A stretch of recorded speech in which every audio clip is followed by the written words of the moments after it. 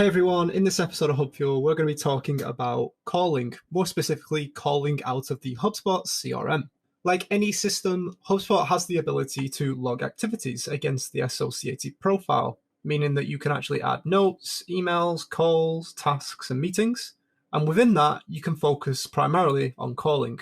Within HubSpot, you have two options. You have the option to make a live phone call as of this second out of the system, or the ability to retrospectively log calls against the contact, i.e. if you're doing your admin at a later date and you want to make sure that you've got a full audit trail, you can log a call such as this, where it will pop up the log call window. You can select the contact it assigned to, what the outcome of the call was for reporting purposes, and what the overall type of call is for categorization and reporting as well.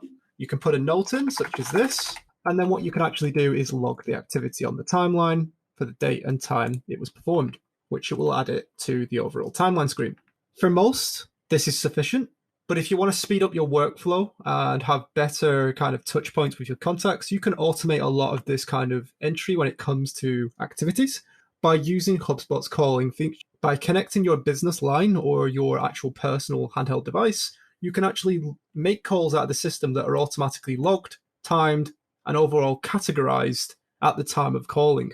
If you're on enterprise, it will also transcribe these calls, meaning that you don't have to double up on work and admin following the call as well.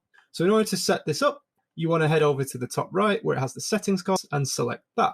From there, it's going to take you to the general tab, which is going to look something like this.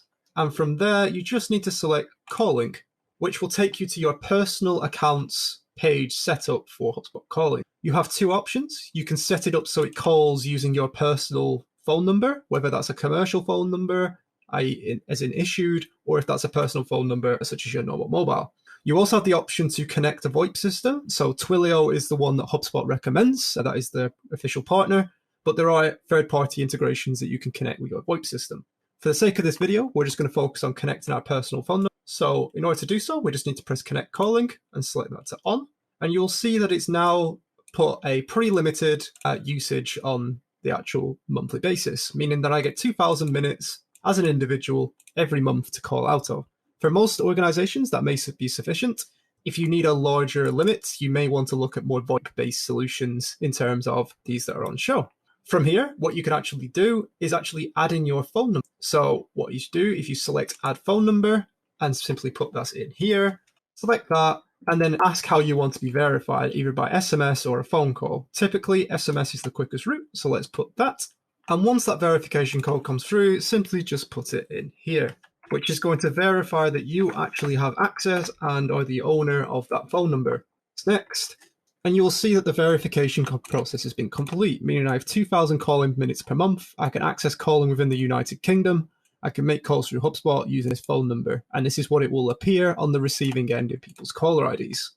Simply press done, and you will be able to see all the linked phone numbers to your account. These are also options that you can choose which phone number you want to call from before the call is initiated.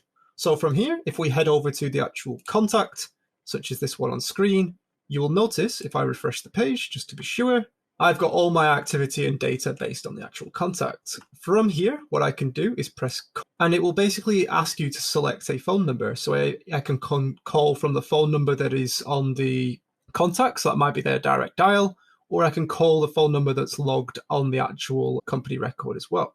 It will then ask you to select what number you're calling from and what system, i.e. if it's the VoIP or HubSpot call, and if you're doing the actual phone or the actual browser in terms of the call itself.